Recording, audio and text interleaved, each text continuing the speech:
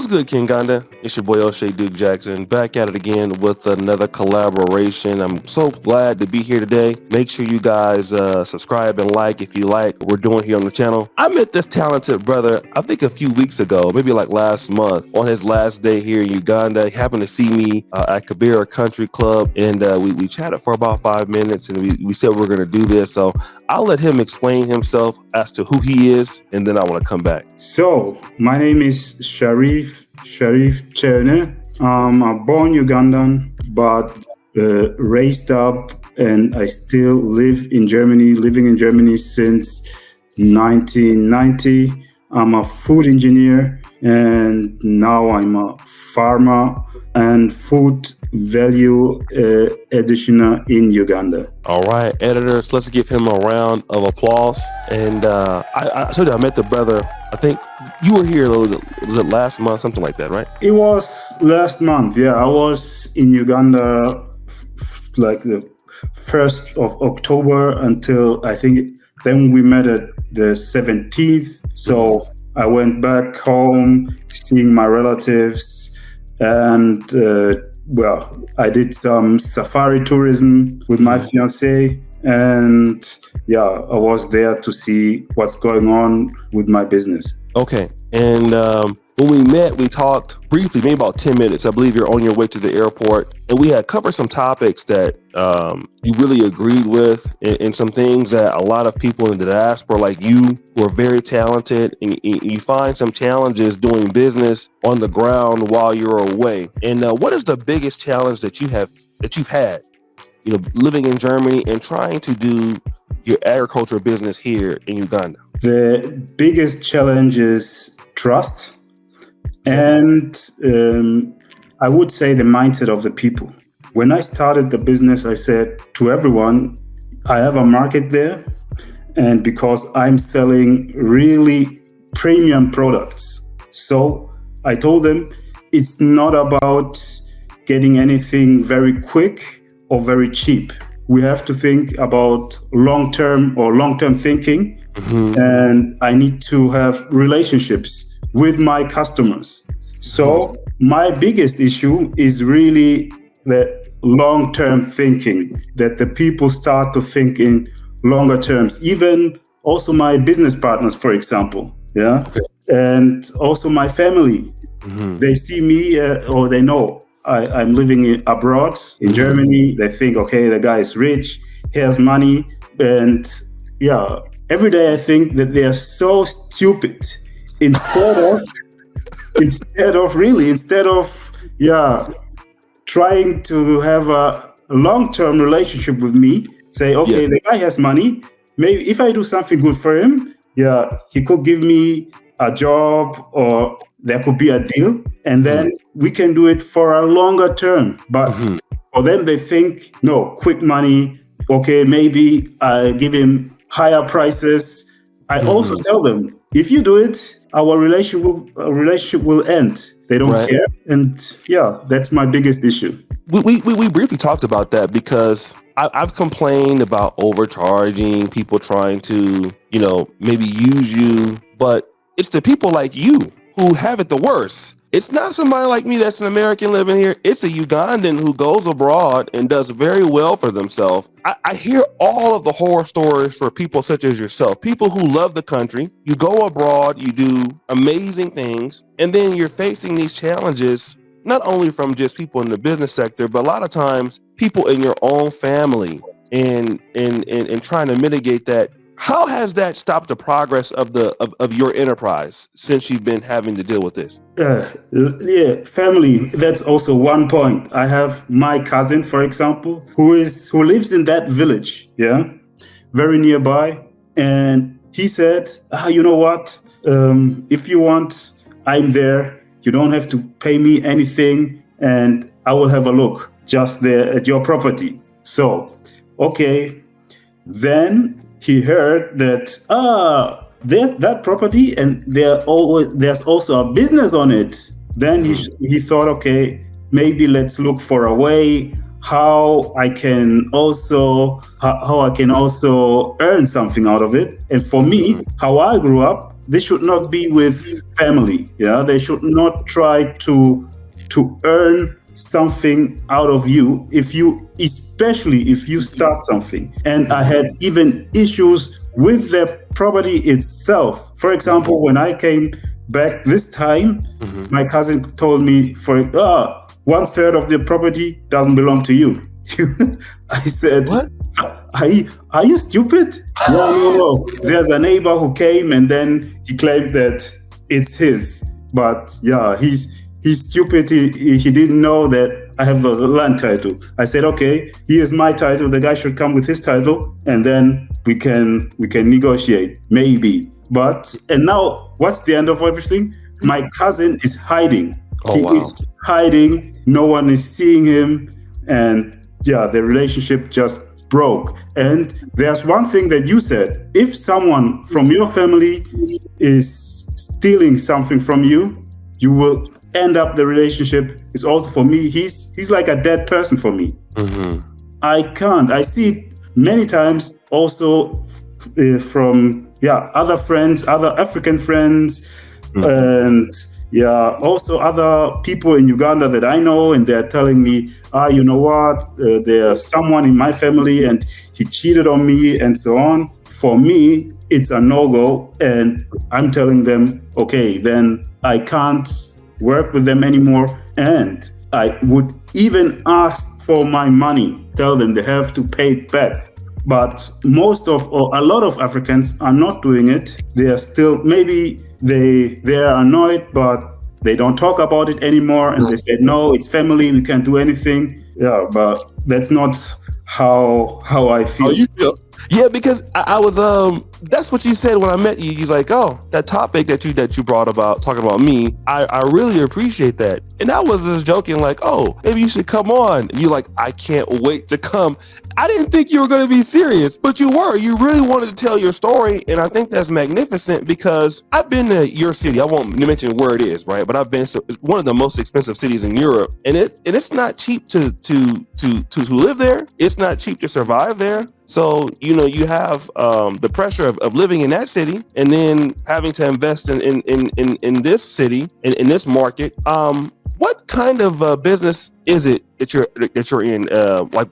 What industry is it? It is, we are selling dried fruits in Europe.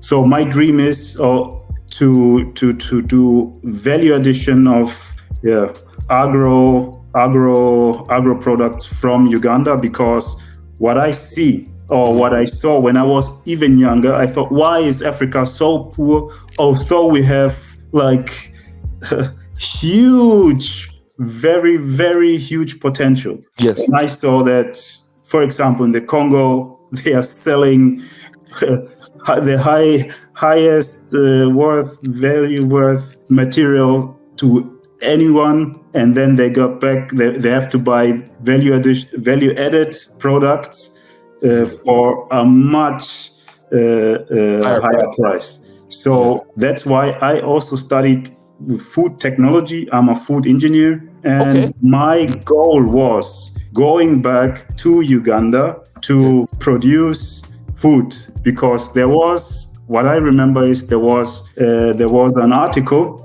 in the newspaper, and then they said that there was a time where they had to throw away maybe 100,000 liters of milk every day in Western Uganda because they couldn't process it. And then I said, okay, I have to stop it. I want to know how I can add value to food so that it doesn't expire very quick and someone can sell it. Now I saw a market here in Europe, in Germany, and I'm also I have now, I think, a quite good knowledge of food processing. Me, myself, here in Munich, I'm a plant director of a candy factory. Okay. And so now I have the knowledge, and there's also the market, because fruits of Uganda are so tasty. Yes. And we don't have them here in Europe. For example, the pineapple,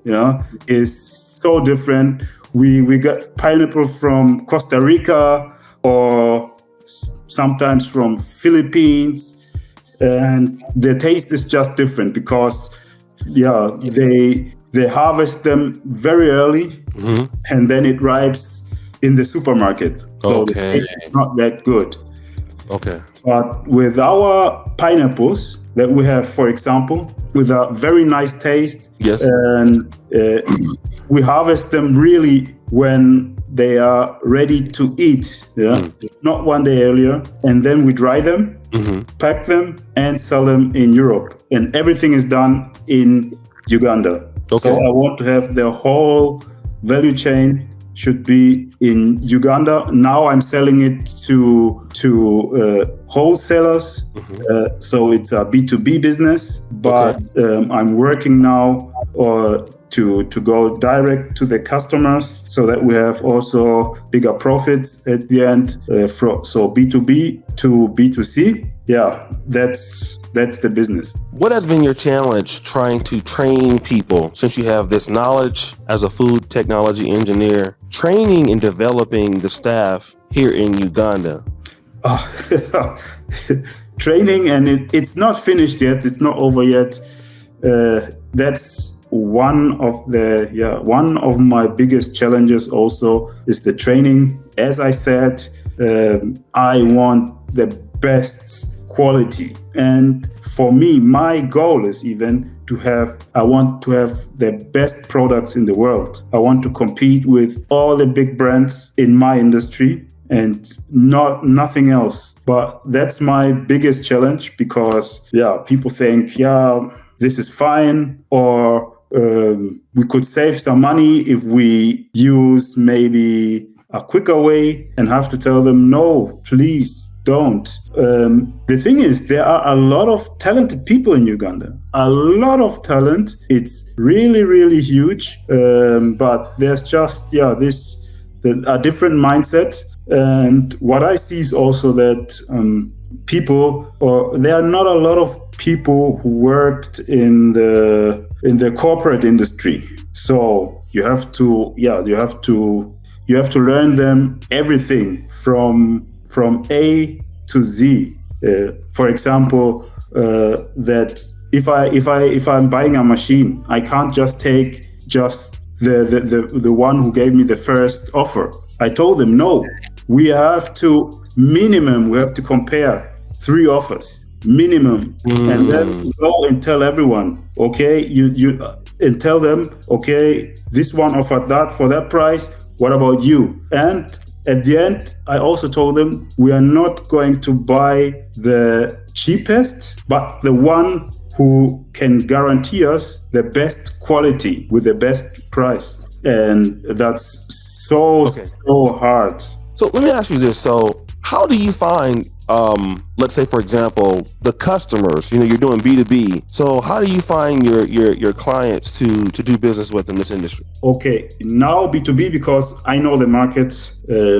I have also my friends here in Germany where I work with them, and I brought my products in a small package, and I was lucky at first, because there was a guy and told me, you know what?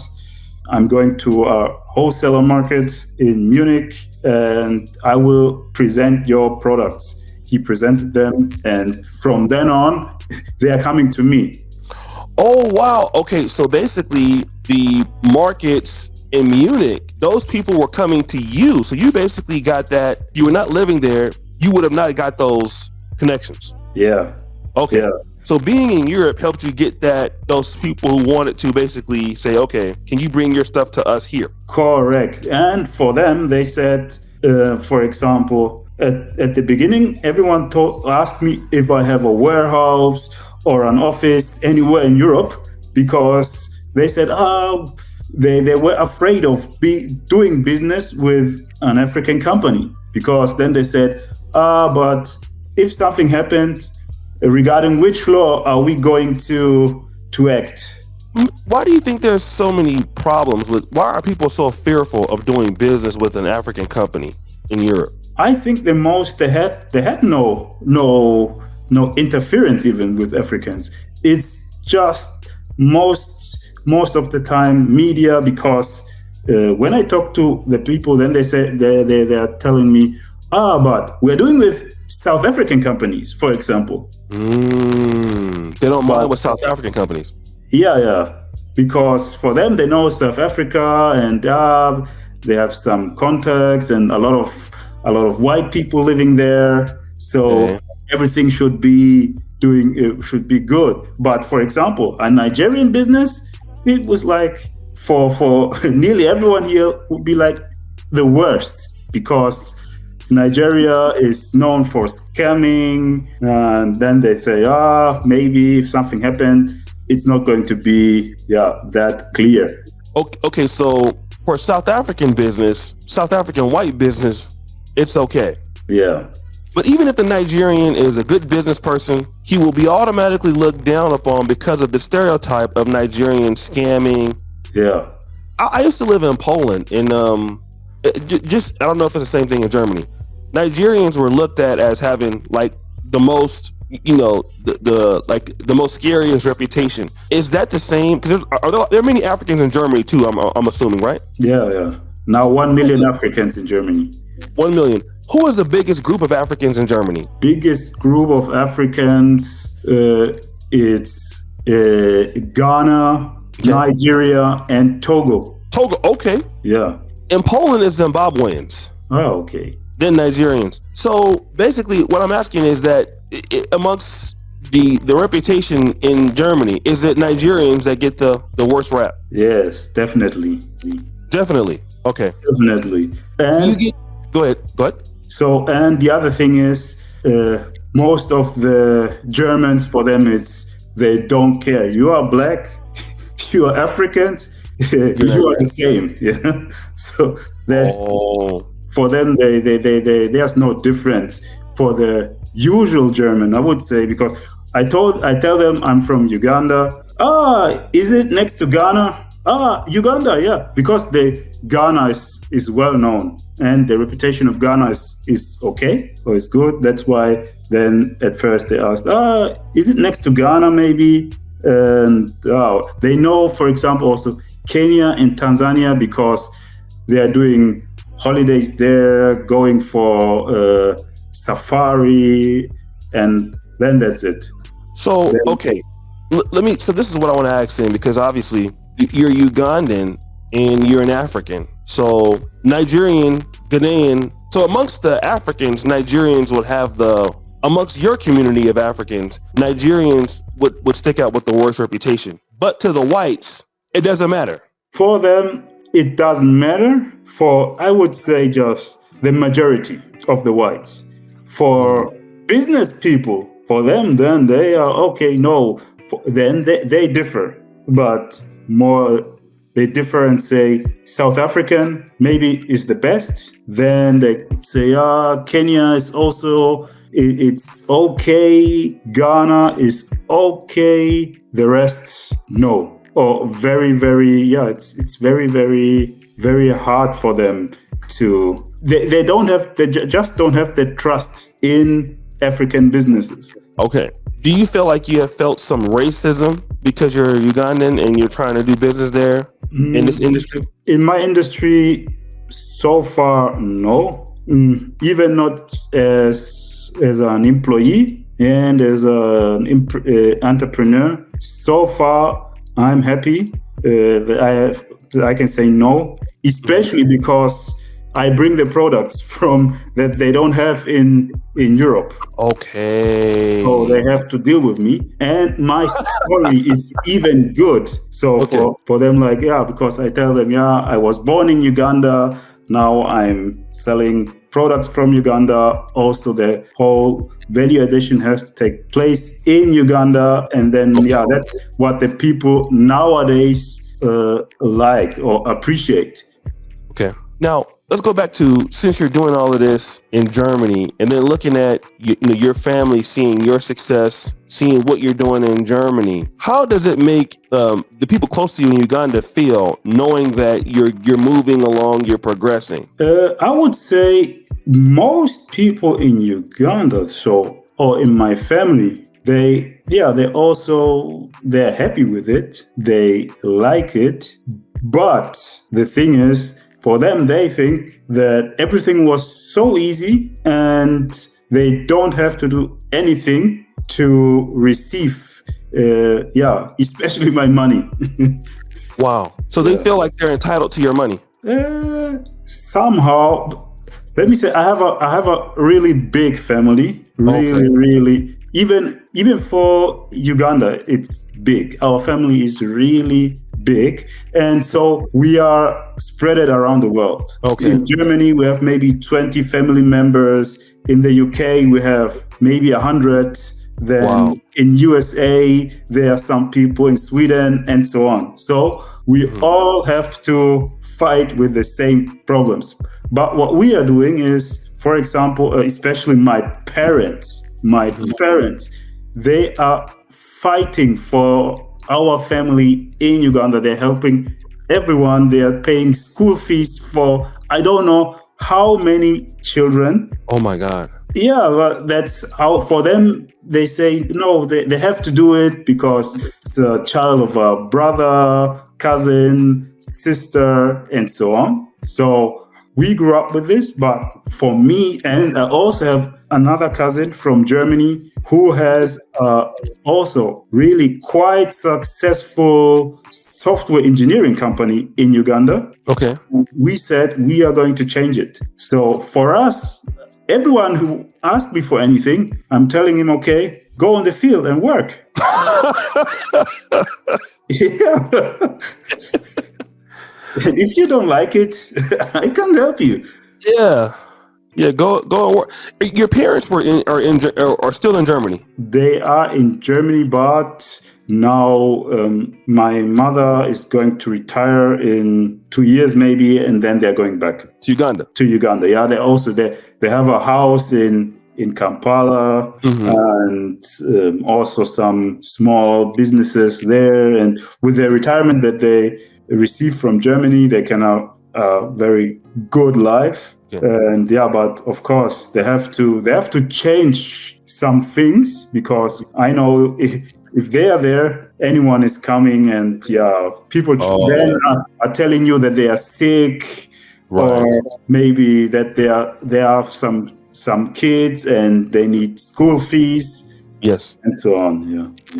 Let me ask you, because I've thought about giving up many times here. Almost every week I say, you know what, let me leave and go back to the United States, to the Black community where I understand the United States. And it's stories like this that, when you said that, you liked our podcast, you like what we did, that really made my day that day. And I'm thinking about yourself, because you're in Germany. It's a great city. Luxembourg is not too far from there. Poland's next door. You ever thought about, man, it's too hard to deal with what I'm dealing with. Let me just stay and enjoy Germany. I thought about, like you, or I'm thinking about it every second week, but I can't.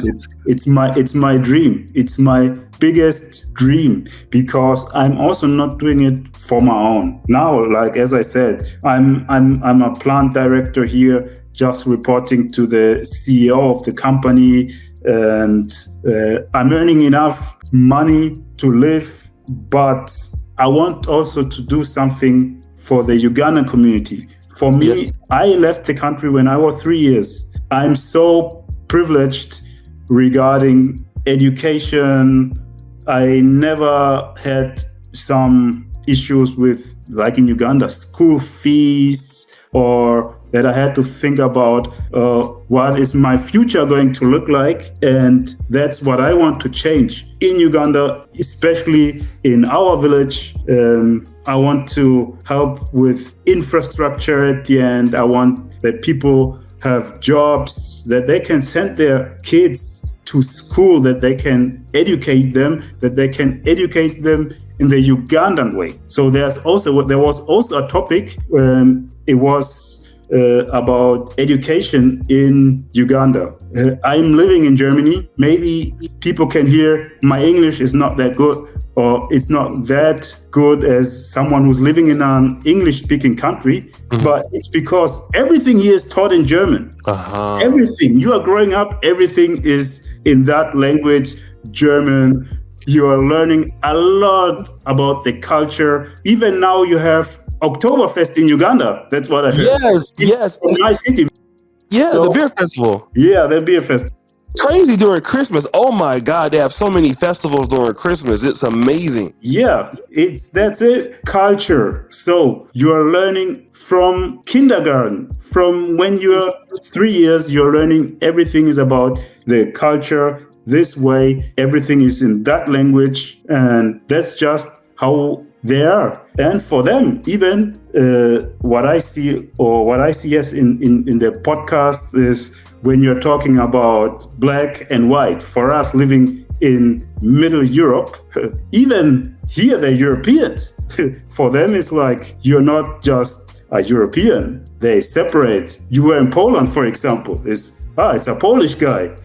Someone from Czech Republic, Turkey, Germany, because they are so proud of their ancestors and where they're coming from, and they know the history. And for me, I want, or my dream would be that this would also be coming back to Africa, so that we know who we are, what our history is, and that we can say, yes, we are proud. We don't need even we don't need the white man to teach us about any behaviors or something like that, because we can say, no, that's not our culture. We are going to do what is good for us. Mm-hmm. And at the end, the world will respect you. The world will respect you, because that's also what I see, that the black man is not respected in the world. I noticed that even in Poland, because I used to feel like, okay, I'm an American, and so I'm not gonna face the issues that maybe some Nigerians and Poland's were facing, until one day I was walking with a lot of Nigerians, and the Polish guys drove by and they said some pretty bad things, and I was like, I'm just like one of them to these people. It didn't matter that I was raised in the States, my mother's raised in the States. They just see this skin and they don't respect you. They think that you're crazy. Not all of them, but I mean, it's you get the gist that you're not respected. So what you're saying is right, and I definitely thank you so much for coming on and telling your story. What is the name of your company, so that we can maybe show it here on the screen in the editing? What's the name of your company? The brand name is Dilly's Fruit, and as I told you, it was B2B. We are working now on the internet page. There will be a web shop. We still need maybe 1 year so that we can sell our ripe products to our direct customers. But O'Shea, I will let you know. I'll send you everything. Yes. Thank you very much. Yeah, so Brother Sharif, hopefully we'll be able to give him in the studio. I thank him for spending his time telling his story. I was so happy that he recognized me, and I know he'll be very successful here. Wishing him all the best, and can't wait to see him again when he comes back. So guys, make sure you subscribe, hit the bell. Thank you so much for Kinganda. We're out.